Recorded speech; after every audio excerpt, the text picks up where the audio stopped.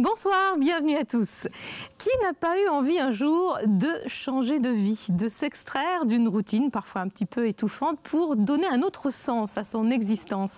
Notre invitée, elle, l'a fait. Bonsoir Magali Jetré. Bonsoir Marilène. Alors vous êtes Lorraine, née à Saint-Avold. À 21 ans, vous êtes sortie diplômée d'une école de commerce international. Et vous, logiquement, vous avez trouvé un emploi dans une société à Luxembourg. Quel était votre job? Alors j'ai commencé en fait ma carrière professionnelle comme responsable administratif et financier dans une société de négoce de matériel de terrassement. D'accord. Et vous y êtes resté combien de temps? Je suis restée 3 ans et demi à peu près dans cette entreprise pour ensuite aller vers d'autres entreprises, toujours au Luxembourg et toujours dans la direction administrative et financière d'entreprise. D'accord. Alors c'était des jobs bien rémunérés, stables. Et pourtant un jour vous en avez eu un peu ras-le-bol. Qu'est-ce qui ne vous plaisait pas dans cette situation? Après quelques années de travail, de vie professionnelle, effectivement où on gagne bien sa vie, où on peut se permettre un petit peu tout ce qu'on veut, on se demande un petit peu à quoi sa vie sert finalement. Et donc c'est une recherche de sens qui m'a fait laisser tomber finalement ce travail et cette sécurité. Alors un jour, de manière assez radicale, on peut bien le dire, vous décidez de tout changer. À ce moment-là, vous savez déjà que vous voulez travailler dans l'action humanitaire? Pas du tout, en fait. Je voulais partir à l'étranger. Et c'est en feuilletant un petit peu un magazine d'offres d'emploi que je suis tombée finalement sur une offre d'emploi pour une grosse ONG internationale qui proposait un poste dans les Balkans. Et j'ai décidé de postuler et finalement j'ai été acceptée. D'accord. En combien de temps vous avez tout bouleversé? En fait, l'entretien s'est très rapidement passé. En 3 semaines, j'avais loué l'appartement que j'avais acheté, j'avais revendu ma voiture, j'avais démissionné et j'étais dans le train pour partir pour Paris pour la formation. Quand vous voulez quelque chose, vous vous donnez les moyens. Enfin, avant de fonder votre propre association, dont vous êtes la présidente aujourd'hui, PADEM, on va en parler bien sûr, hein, vous êtes partie donc avec une ONG, une grande ONG, on ne va pas la citer, mais voilà, ça ne vous a pas laissé un souvenir très bon, on va le dire comme ça. Elle vous avait envoyé où cette ONG? Alors tout d'abord au Kosovo. Donc c'était pour gérer en fait les projets suite à la guerre des Balkans. Il y avait beaucoup de projets humanitaires à destination des populations déplacées et victimes de la guerre. Et suite à cette expérience au Kosovo et en Macédoine, en Albanie et en Serbie, on m'a envoyé en Afghanistan pour gérer les projets humanitaires en Afghanistan. Et ça, c'était au printemps 2002, et donc l'Afghanistan était un pays en guerre, hein, il faut bien le rappeler. Un pays où les femmes aussi n'ont pas vraiment une place de choix, c'est le moins qu'on puisse dire. Et qu'est-ce qui vous a mise en si grande difficulté sur place? En fait, la situation financièrement était un peu désespérée. J'avais énormément de travail avec très peu de moyens, très peu de personnes pour m'accompagner. En tant que femme, déjà, c'était très difficile aussi comme situation, puisqu'on était obligé de travailler voilée également. Ah, vous aussi? Oui, tout à fait. On ne pouvait pas sortir, il y avait un couvre-feu le soir, donc à partir de 9 h. On vivait tout le temps les uns sur les autres aussi, donc c'était un petit peu compliqué. Il y avait combien de projets à gérer? On gérait à peu près un peu plus d'une centaine de projets pour un budget de 20 millions d'euros de projets. Donc c'était un travail conséquent. C'est disproportionné, on va dire, pour les épaules d'une personne. Tout à fait, oui, c'est monstrueux. Et vous avez l'impression, donc, à la suite de cela, que on va dire, les instances dirigeantes des ONG sont parfois un petit peu déconnectées de la réalité? Tout à fait, oui. Dans les pays en crise, c'est vrai qu'on a souvent une course au financement, ce qui fait qu'on finit par, les grosses ONG finissent par se retrouver avec beaucoup trop de financement finalement qu'elles sont capables d'en gérer. Et donc c'est un peu disproportionné par rapport aux besoins effectivement. Et vous êtes resté combien de temps tout là-bas? Je suis restée à peu près 6 mois en Afghanistan et je suis partie parce qu'en fait il y a eu un gros problème personnel en fait qui s'est passé. J'ai une de mes collaboratrices qui s'est fait violer par 5 personnes. Donc on a eu un déni aussi par rapport à la gestion de ce conflit au siège de l'ONG. Et donc je suis rentrée et j'étais vraiment... C'est un vrai drame alors, oui. Vraiment compliqué. Et vous vous êtes protégée aussi d'une certaine manière pour ne pas être victime d'une tragédie semblable. Donc vous êtes restée là-bas 6 mois dans une angoisse permanente, j'imagine. Tout à fait, tout à fait. À votre retour, donc on imagine là bien aussi vous êtes désabusée un petit peu. Vous retournez dans le monde de l'entreprise, mais pas très longtemps en fait. Non, pas très longtemps, effectivement. En fait, j'avais qu'une envie en rentrant, c'était de me réinsérer dans un milieu normal, entre guillemets. Mais en fait, j'ai trouvé tout de suite un poste dans une grosse entreprise de finance internationale. Mais en fait, ça n'allait plus. J'étais plus à ma place. En fait. Bon, alors c'est là que vous décidez de créer votre propre association. Voilà. Ça mieux servi que par soi-même. C'est donc PADEM, c'était il y a 12 ans, en 2002. PADEM, ça veut dire quoi? Alors PADEM, ça veut dire Programme d'aide et de développement destiné aux enfants du monde. D'accord, cela dit, vous ne vous occupez pas uniquement des enfants? Non, l'idée au départ, c'était d'aider essentiellement les enfants. Par contre, on s'est rendu compte qu'il était un peu utopique de vouloir uniquement aider les enfants sans se tourner vers leurs parents, sans se tourner vers leur communauté, leur famille. Et donc, en fait, nos projets aujourd'hui sont très généraux. Et vous intervenez dans combien de pays? Dans une dizaine de pays, donc en Afrique, en Asie et en Amérique du Sud. Et vos projets se chiffrent en millions d'euros. Tout à fait, oui. Alors d'où vient le financement? Ce n'est pas uniquement des dons des particuliers, j'imagine? Non, on a très peu de dons de particuliers. En fait, ce sont essentiellement des fondations d'entreprises et des fondations privées comme la Fondation Abbé Pierre, par exemple, sur Paris. Mais c'est également le ministère des Affaires étrangères à Luxembourg ou des agences de l'eau... notamment l'agence de l'eau rameuse ici en Moselle pour tous les projets d'accès à l'eau et à assainissement. Voilà, donc ce sont des bailleurs institutionnels. Et vous êtes, il faut le préciser, depuis peu agréé par le ministère des Affaires étrangères au Luxembourg. Alors c'est important, il faut préciser pourquoi. Alors en fait, le ministère des Affaires étrangères à Luxembourg permet un cofinancement systématique sur quasiment tous nos projets. Donc c'est à condition qu'on trouve une partie des financements sur Luxembourg. Donc voilà, ça nous a permis de multiplier nos budgets. Voilà. Alors, on va voyager maintenant au fil des jolies photos que vous nous avez données, au fil de vos actions à travers le monde.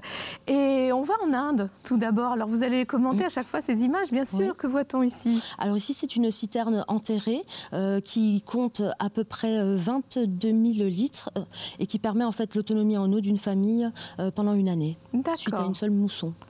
Toujours en Inde? Alors ça, c'est un projet de renforcement des capacités des femmes intouchables, que nous formons en fait pour leur permettre d'avoir une vie intégrée. C'est la caste la plus basse, hein, les intouchables. Alors un autre exemple d'action de PADEM au Sénégal à présent, donc en Afrique. Oui. Alors ça, c'est un projet de construction d'une école associative en fait que l'on vient d'achever cette année. Et là, on vous voit discuter avec les responsables associatifs effectivement de l'école. Donc vous voyez, pour l'instant, c'est une structure un petit peu temporaire et on a construit cette école en dur en fait. D'accord. On voyage décidément beaucoup. Oui. On part pour le Pérou, où là, on découvre... là, c'est aide à la scolarisation. Voilà, c'est une aide à la scolarisation d'enfants de communautés indigènes dans la région de Cusco. Mais ce n'est pas la seule action que vous menez là-bas? Non, on a également accompagné leurs femmes en fait, à fabriquer à traiter la laine d'alpaga et à fabriquer des petites pochettes d'ordinateurs qu'elles vendent sur le marché en fait, à destination des touristes qui viennent à Cusco. Et ça fait partie du commerce équitable que vous soutenez dans de nombreux pays aussi. Oui. Il y a ces boîtes de thé, par exemple, ici, qui viennent du Sri Lanka. Oui. C'est le même principe. Où est-ce que vous vendez? Où est-ce qu'on peut les trouver, tous ces objets? C'est sur Internet ou... Alors, on a un site Internet marchand qui s'appelle M de Montclair, donc en marge, dont on peut trouver les coordonnées sur le site Internet de PADEM. Donc, les bénéfices de ce commerce sont intégralement reversés pour le cofinancement des projets humanitaires. Et donc, le thé de Ceylan est un thé qui est originaire d'une plantation dans laquelle on a travaillé. On a construit un village de 45 maisons, on a proposé du microcrédit, on a proposé la formation professionnelle et c'est un thé qui est reconnu équitable. Tout à l'heure, on aura toute une série de belles photos là aussi du Sri Lanka. Alors l'équipe de PADEM, c'est combien de personnes? Alors on est à peu près une dizaine de personnes en permanence et une dizaine de bénévoles, consultants qui apportent un petit peu leur expertise en fonction des besoins. Il y a des gens qui font du service civique, c'est ça? Tout à fait, voilà. Aussi. Et que vous envoyez donc dans des pays à travers le monde? Oui, qui partent en mission d'appui de nos partenaires.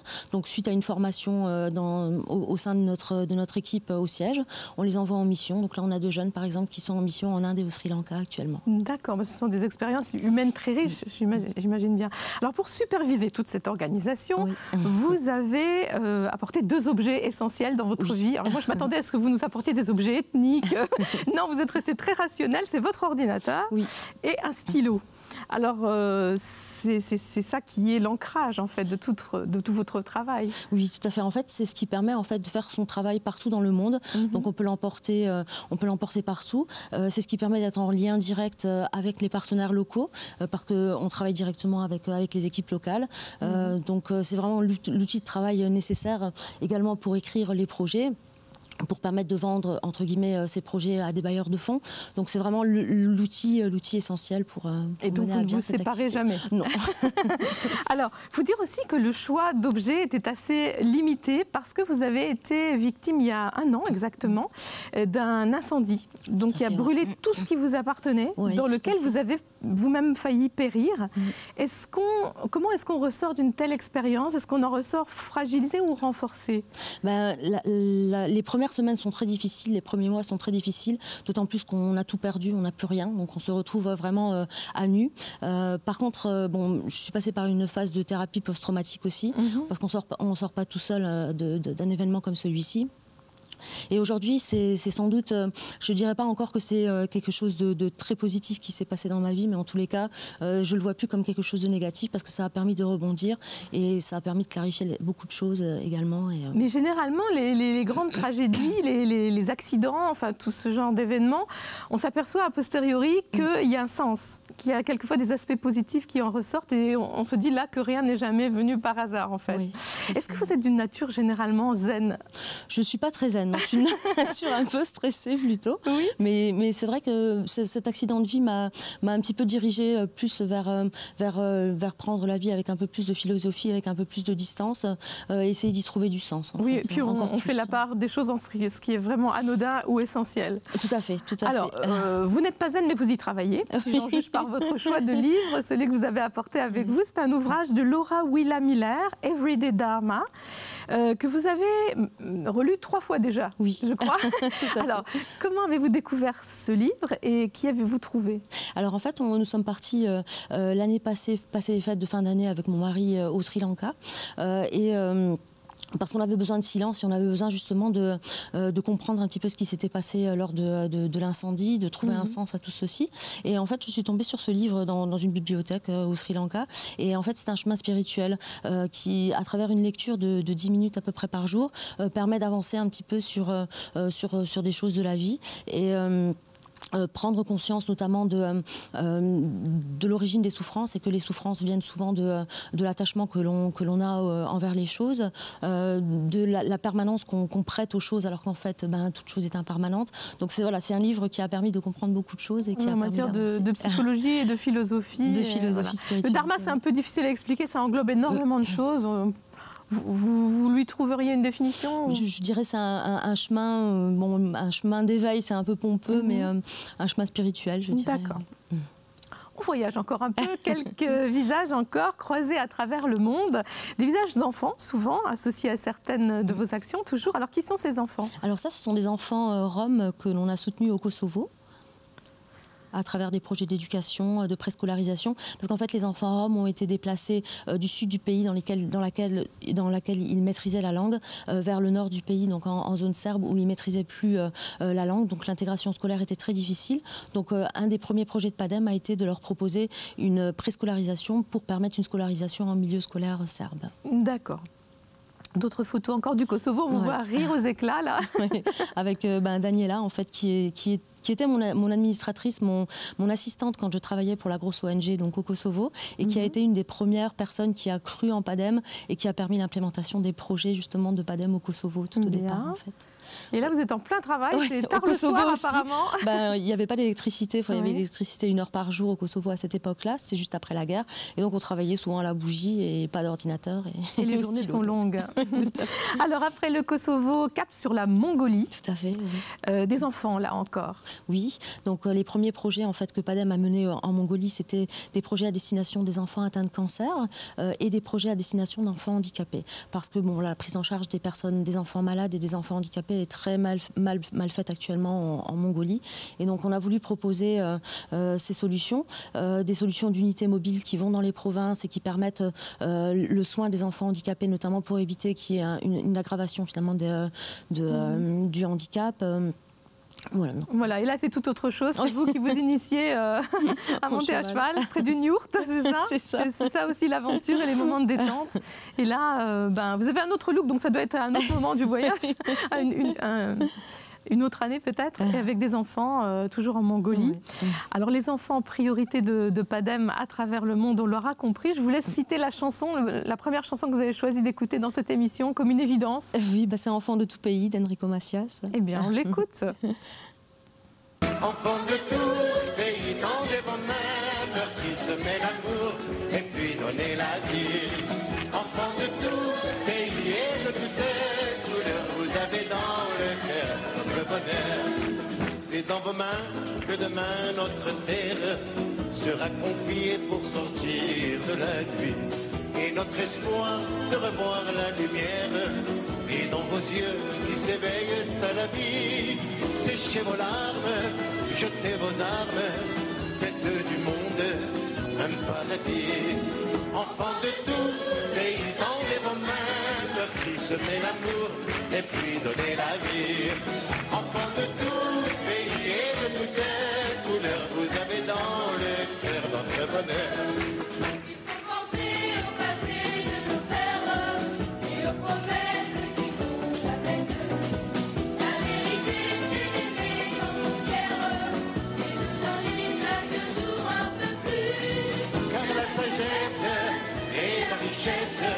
N'ont qu'une adresse, le paradis. Enfants de tout pays, tendez vos mains, semez l'amour et puis donnez la vie. Enfants de tout pays et de toutes couleurs, vous avez dans le cœur votre bonheur. Voilà, il y a tant de beaux projets que vous menez avec PADEM à travers le monde, sur l'ensemble de la planète. On va voyager encore un petit peu à travers d'autres images. On vous emmène en Bolivie maintenant. Alors, à quoi assiste-t-on ici? Alors là, on est en train de creuser, avec une équipe locale, on est en train de creuser un puits pour permettre l'alimentation en eau également de familles qui vivent très isolées. Voilà, ce sont des communautés indigènes. Donc c'est un projet qui prévoit de construire une 50aine de puits en fait. C'est vraiment très varié. C'est très varié, oui. Vos projets.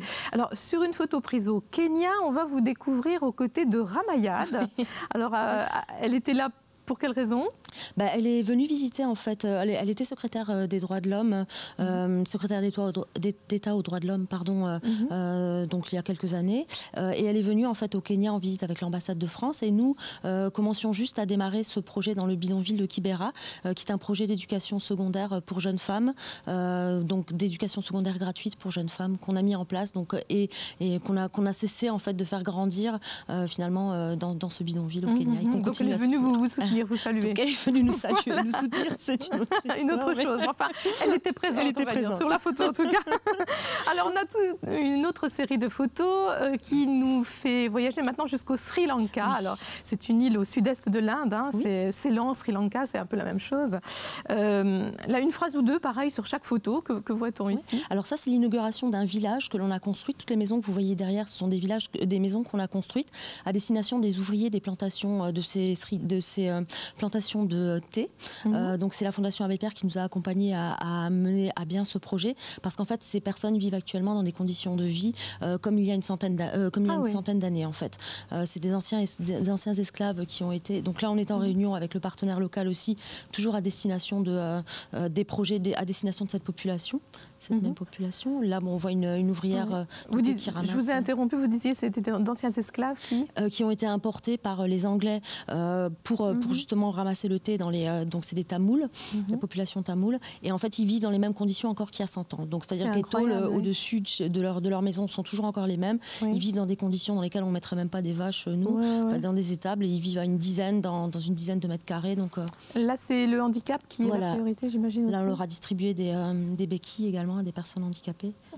Et une toute dernière photo. Voilà, donc ça c'est une famille qui a en face sa maison individuelle après avoir vécu l'enfer. Voilà. Alors, vous menez de nombreuses actions à travers le monde, on l'a vu, mais vous n'oubliez pas la Lorraine pour autant. Et là, c'est dans les maisons pour personnes âgées, les maisons de retraite, que vous intervenez. De quelle manière? Alors, on a proposé un programme simple qui était de proposer des animations musicales gratuites en fait dans les établissements pour personnes âgées. Donc, on voit que ça fonctionne vraiment très bien. C'est vous et votre mari là? Et mon mari, voilà. Donc, vous le faites en duo? Voilà. Voilà. Et vous avez encore le temps de faire ça en plus de tout le reste? Oui. C'est incroyable. Et puisqu'on parle de musique, je précise que vous suivez actuellement, parce que là aussi c'est difficile de le croire, mais vous n'êtes qu'à mi-temps pour PADEM, et le reste du temps vous suivez une formation en musicothérapie. Oui. Dans quel objectif précis? Alors on s'est rendu compte qu'en fait les animations musicales, bon, c'est bien, mais qu'il y avait en fait toute une marge de la population qu'on n'arrivait pas à toucher à travers les animations, et qu'en fait il fallait peut-être apporter une autre solution pour qu'elles puissent s'exprimer, puis voilà, notamment les personnes handicapées, les personnes souffrant de démence. Et donc en fait j'ai décidé de faire cette formation en musicothérapie, qui est une formation qui permet finalement de trouver des canaux de communication avec des personnes qui ne communiquent pas, et voilà, et de les aider de cette façon-là. C'est la musique qui soigne. Voilà. Alors vous avez un troisième et dernier projet en Moselle. Oui. Ça concerne alors les personnes bipolaires et leurs proches. Oui. C'est un soutien que vous leur apportez. C'est vraiment très lourd, c'est très handicapant d'être bipolaire. C'est handicapant d'être bipolaire parce que la plupart des personnes bipolaires ne peuvent pas travailler, sont exclues du système social. On peut préciser à quoi ça correspond? C'est des changements d'humeur? C'est des changements d'humeur, voilà. C'est en fait ce qu'on appelait avant la maniaco-dépression. Et donc ce sont des personnes qui ont beaucoup de mal en fait à vivre toutes seules et à gérer leur maladie. Elles sont mal considérées parce que la maladie mentale est encore mal considérée en France actuellement, mal reconnue. Et donc souvent en fait ce sont des personnes qui, une fois qu'elles ont fini un séjour en hôpital psychiatrique, rentrent chez elles et sont à ce moment-là à la charge de leur famille en fait. Et alors pour accompagner les familles qui sont souvent dans une grande solitude, on a décidé de mettre en place des groupes de parole, d'organiser des conférences aussi pour informer sur la maladie, sur les possibilités de soutien qui existent. On a mis en place une bibliothèque de prêt, etc. Donc tout ça dans nos bureaux sur Metz. Il y a du travail avec tout ce que vous citez. Hein. Alors une autre chanson encore, vous avez décidé de nous faire écouter Jean Ferrat, La Montagne. Est-ce que ça veut dire que de temps en temps vous avez besoin de prendre un petit peu d'altitude pour vous évader de tout ce stress, ce travail? Je dirais pas d'altitude, mais un peu de silence en fait. Comme on dit en musicothérapie, il n'y a pas de musique sans silence. Voilà, ça permet de trouver le silence. D'aller dans une montagne qui est perdue finalement, qui est romantique. On trouve la beauté à chaque coin de virage, on dira. Et donc, voilà, et vous allez nous y emmener en montagne dans les Cévennes. Juste avant, on écoute Jean Ferrat, La Montagne. Ils quittent un à un le pays pour s'en aller gagner leur vie, loin de la terre où ils sont nés. Depuis longtemps, ils en rêvaient de la ville et de ses secrets, du Formica et du ciné. Les vieux, ce n'était pas original quand ils s'essuyaient machinal d'un revers de manche les lèvres. Mais ils savaient tous à propos tuer la caille ou le perdreau et manger la tome de chèvre. Pourtant, que la montagne est belle, comment peut-on s'imaginer en voyant un vol d'hirondelles que l'automne vient d'arriver? Alors, c'est pas du tout un hasard si vous avez choisi cette chanson, parce que là, on était déjà dans les Cévennes ardéchoises, m'avez-vous dit. Et on va découvrir des photos que vous nous avez apportées, qui sont très similaires.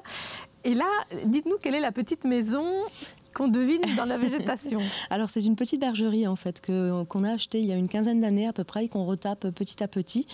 Voilà, et c'est notre petit endroit de silence, de recueillement qui est propice à la création artistique aussi. Donc, voilà, c'est là où vous avez besoin de recharger de temps à autre vos batteries. On voit qu'on peut aussi se baigner à la rivière. Se baigner, voilà, dans des circonstances. Voilà, il n'y a pas de pollution là-bas. Ça doit être vraiment très, très clean. Alors, il nous reste encore un peu de temps, le temps de vous faire écrire sur notre livre d'or une citation que vous avez choisie. Je vous ai ouvert une page où il y a un petit peu de place. Voilà. Merci. Quelle est la phrase qui a un sens particulier pour vous? Alors, il y a une phrase qui me tient très à cœur, c'est « Sois toi-même le changement que tu veux voir dans le monde ». Ça, c'est de Gandhi. Voilà. C'est de Gandhi, voilà, tout à fait. Elle est connue, cette phrase, et elle sonne tellement juste, parce que c'est vrai que Ça doit commencer en nous. Tout à fait. Et puis chacun peut changer les choses aussi à sa manière. Voilà. Je voudrais dire un mot encore sur ce magnifique, comment on peut dire, c'est un patchwork. C'est un qui patchwork, est sur notre table que vous avez apporté, qui colle très bien dans nos décors. C'est magnifique. Et il vient de quel pays? Alors ça vient du Rajasthan en Inde. Voilà, et c'est constitué de morceaux de robes de villageoises qui ont été assemblés pour faire des jolies décorations qu'on peut accrocher au mur ou qu'on peut poser comme nappe. Et on peut l'acheter donc en même temps que tous les objets de commerce équitable comme le thé. Comme, voilà, tout à fait, sur le site M de Montclair qui est en lien avec le site. Alors, je ne sais pas si on peut le revoir encore une fois, le site de PADEM, comme ça on trouve toutes les références si on veut vous soutenir, si on veut acheter des objets, si on veut faire un don et soutenir les actions de PADEM dans le monde. Merci beaucoup, Magali Jetré, d'être venue nous faire partager tout cela, ces voyages et puis aussi ce bel enthousiasme communicatif qui est le vôtre et continuer à œuvrer pour rendre le monde plus beau et plus juste. Voilà. Merci à bientôt. Merci. Et de belles aventures encore sur votre chemin. Merci. Et nous, on se retrouve bientôt en compagnie d'un autre invité. À très vite.